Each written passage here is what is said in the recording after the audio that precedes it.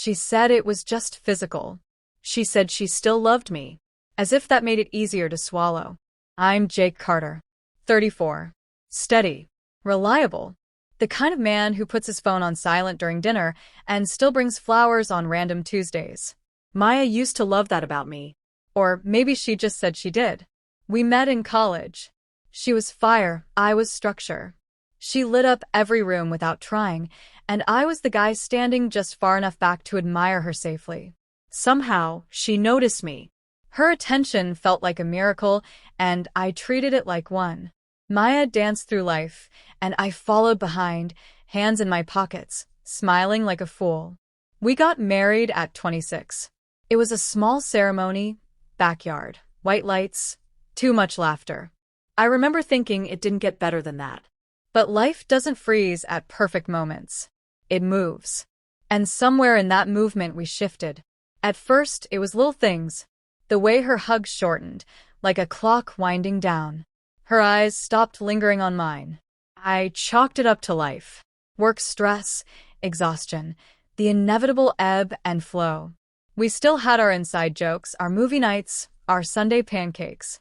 But the air between us had changed, less warm, more quiet. Maya got promoted last year, senior project manager at a tech firm. She started dressing sharper, working later. I was proud of her. She deserved success. But something about the way she came home, smelling like a different world, always texting someone under the dinner table, made me uneasy. I remember the first time I asked, "Everything okay at work?" She smiled without meeting my eyes. Just busy. Her phone became a second heartbeat. Always near, always pulsing, and always upside down. She said it was about privacy and boundaries. I didn't press. I trusted her. Maybe I shouldn't have. I tried to bridge the gap. Planned a weekend getaway, just us like old times. She agreed with a distracted nod, but work blew up last minute. I went alone. Sat on a lakeside porch with a glass of wine and a growing pit in my stomach. Maya was slipping through my fingers, and I was too polite to close my hand. We still said, "I love you." Every night, like clockwork. But the words had worn thin, like fabric stretched too many times. I held on to them anyway. Because what else do you do when the person you built your life around starts turning into a stranger? Then came the dinner with my sister, Samantha. She noticed it too. "She doesn't look at you like she used to," Sam said, not unkindly. I laughed it off, but that stuck with me. The way Maya looked, or didn't look, was becoming hard to ignore. She used to touch me just to feel close. Now, even our skin seemed hesitant. I tried to convince myself it was just a phase, that we were just tired, that love, real love, could weather dry spells. But in the back of my mind, I had a growing suspicion that something was wrong. Not just distance. Something deeper. Something she wasn't telling me. One night I asked her directly, "Is there someone else?" She blinked. Just once. And then laughed. God, Jake. No.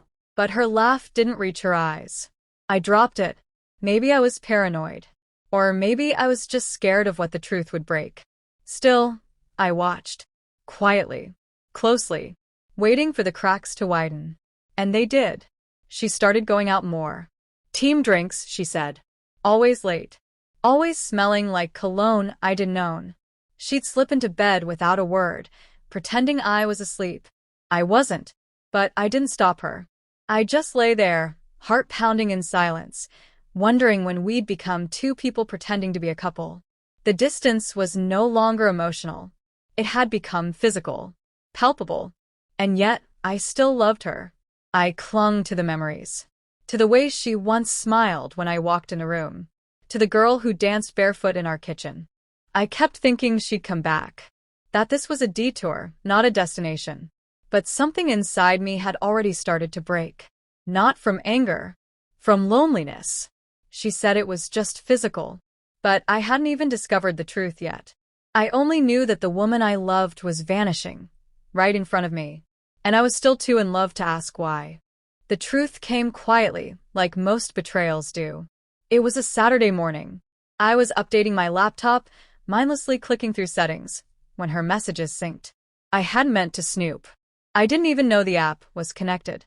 But then I saw it. Last night was incredible. I can't stop thinking about you. Sent by someone named Ethan. And her reply, only minutes later. Me too. But remember, no calls. He can't find out. My lungs forgot how to breathe. I stared at the screen, waiting for the words to rearrange themselves into something harmless. Something less final. But they didn't. The chat thread was full. Dates, hotel names, pictures I'll never unsee. They'd been seeing each other for months. Months. A sickness bloomed in my chest. It wasn't rage. Not yet. It was confusion, sorrow, and something close to shame. I thought of every night I kissed her forehead as she slept. Every time I ignored my instincts. Every moment I defended her silence. I closed the laptop and waited for her to come home. When she walked through the door that evening, carrying coffee like nothing was wrong, I studied her like a stranger. How long had she been pretending? How many nights had she held me with hands that had touched someone else? She noticed my stare. What? She asked, half smiling. We need to talk. Her face stiffened. Instantly. Like she knew. I didn't scream. Didn't throw anything. I just opened the laptop, clicked the messages, and slid it across the table. She read it. And then, to my disbelief, she sighed. Not cried. Not denied. Just sighed. I didn't mean for you to find out like this, she said softly. I waited. It's not what you think, she added. It wasn't emotional. It was just physical. Just physical. Like that made it forgivable. I stood there, stunned. Are you seriously telling me that makes it better? She winced. I didn't cheat on your heart, Jake. I still love you. I never stopped. My hands trembled, though I tried to hide it. You love me, but sleep with someone else? How does that make sense? Her eyes filled, finally, with something close to guilt. I didn't plan this. I felt disconnected, like we were drifting. Ethan, he was just a distraction. I thought I could separate the two. You thought. I laughed, bitterly. You don't get to compartmentalize infidelity. You don't get to fracture our marriage and still claim its soul. She stepped forward, but I stepped back. Jake, I didn't mean to hurt you. But you did. My voice cracked. You didn't just betray me. You rewrote us. Without asking. Silence. Heavy loaded. She wiped her eyes. I'm not in love with him. I swear. I don't care if you loved him. I snapped. You loved me, and that should have been enough. I didn't remember walking out of the house, but suddenly I was in the driveway, air cold against my skin.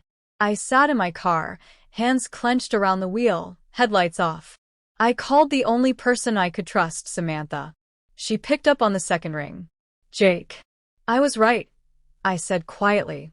She's been cheating. A pause. Then, I'm sorry.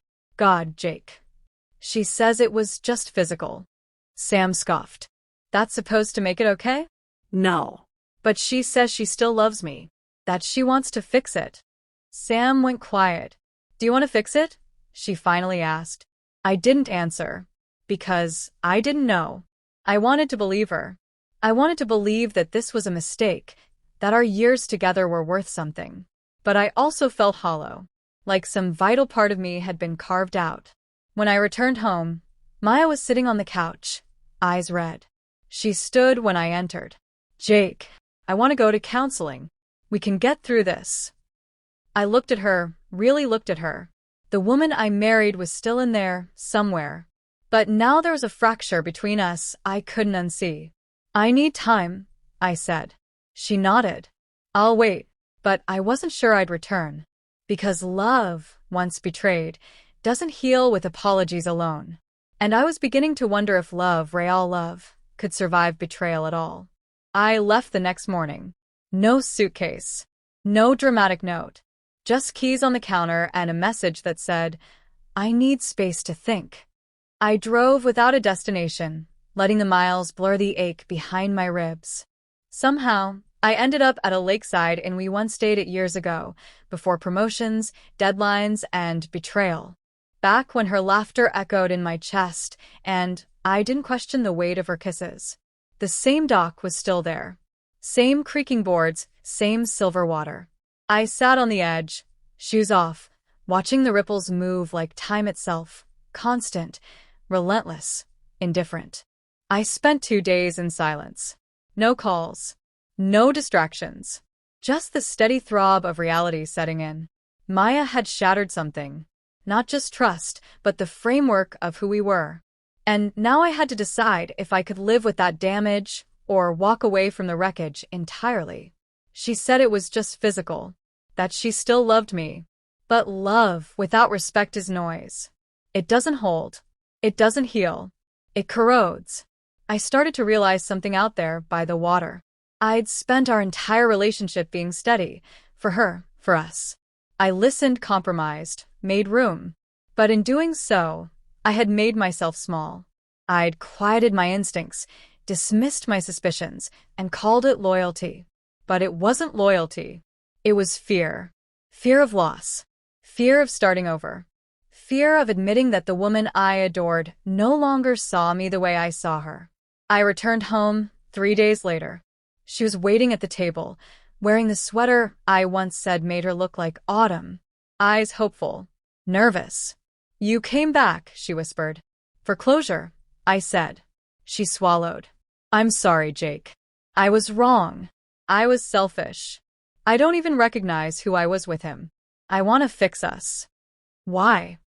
I asked. "Because you feel guilty or because you still want me?" "Both," she admitted. "But mostly because I do love you. I made a mistake, but it doesn't erase everything we were." "No," I agreed. "It doesn't erase it. It just rewrites it." She reached for my hand, but I pulled back. "Maya, I believe that you're sorry. And maybe you do still love me. But that's not enough anymore." Tears welled in her eyes. "So, what now?" "I filed for divorce this morning." She gasped like I'd slapped her. "I'm not doing this to punish you," I said. "I'm doing it to protect what's left of me." She broke. The kind of sob that curls your body inward. But I didn't hold her. Not this time. Because I finally understood something. Forgiveness isn't the same as reunion. Sometimes, love has to end for dignity to begin. I moved into a small apartment near the edge of the city. Quiet building. Clean walls. Empty drawers that didn't smell like anyone else. At first, it was too silent. The absence of her felt like a missing limb. But then it started to feel like peace. I started running in the mornings. Found a therapist. Reconnected with friends I hadn't seen in years. Every day hurt a little less. Every breath felt a little more like mine. And the strangest part? I didn't hate her. I didn't wish her pain or revenge or karma. I just wished she had been honest. That she'd told me when the spark died, instead of lighting fires behind my back. She still texts sometimes. Short messages. Soft regrets. I read them, then archived them. Because the man she betrayed isn't the man I'm becoming. I loved Maya Carter with everything I had. And she said it was just physical. But betrayal doesn't live in the body. It anchors in the soul. So I did the only thing that made sense. I walked away. Not because I stopped loving her, but because I finally started loving myself.